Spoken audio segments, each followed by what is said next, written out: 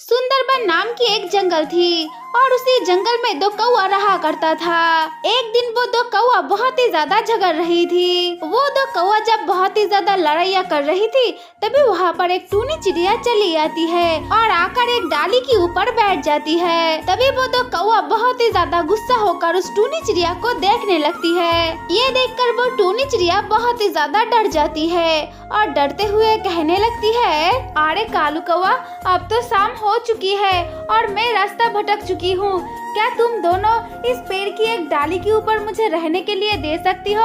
अरे कालू कौआ, और तो और देखो कितना ज्यादा बादल भी हुआ है, किसी भी टाइम तो बारिश और तूफान भी आ सकती है। क्या तुम दोनों इस पेड़ की एक छोटी सी डाली के ऊपर मुझे रहने के लिए जगह दे सकती हो? नहीं नहीं टूनी चिड़िया, तुम इस पेड़ की डाली के ऊपर किसी भी तरह से नहीं रह सकती हो, क्योंकि ये पेड़ तो हमारी है और हम तुम्हें यहाँ पर नहीं रहने देंगे। अरे इतना बड़ा पेड़, और ये पेड़ सिर्फ तुम्हारे दोनों पक्षियों की है, ऐसा तो कभी भी हो नहीं सकती है। ये पेड़ तो जंगल की सभी पक्षियों की होना चाहिए और यहाँ पर सभी पक्षियों की बसेरा भी होना चाहिए। तुम दोनों ऐसे बातें कैसे कह सकती हो, बताओ मुझे।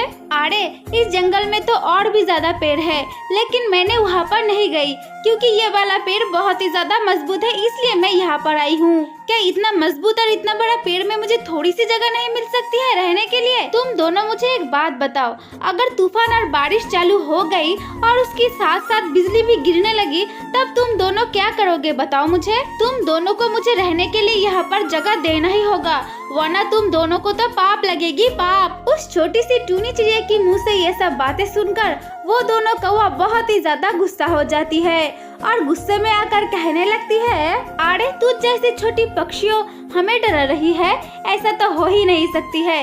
अब जा यहाँ से भाग जा, वरना मैं तुझे मार मार कर यहाँ से भगाऊंगी। टूनी चिड़िया उन कालू कौवा की मुँह से ये बातें सुनकर वहाँ से उड़कर नीचे एक छोटी सी पेड़ की गुफा के अंदर चली जाती है। फिर कुछ ही देरों में उस जंगल में बहुत ही ज्यादा तूफान और बारिश होने लगती है। तूफान और बारिश होने के साथ साथ बहुत ही ज्यादा बिजलियाँ भी गिरने लगती है। एक बिजली जाकर उस पेड़ के ऊपर पड़ती है, तभी वो दोनों कालू कौवा बिजली की वजह से नीचे गिर जाती है और वो दो कौवा को बहुत ही ज्यादा चोट भी लग जाती है और इस तरह से सारी रात नीचे पड़ी रहती है। फिर सुबह हो जाती है, तूफान और बारिश भी रुक जाती है। तब वो छोटी सी टूनी चिड़िया उस गुफा के अंदर से बाहर चली आती है। तब वो दोनों कौवा देखती है वो टूनी चिड़िया बिल्कुल सुरक्षित है।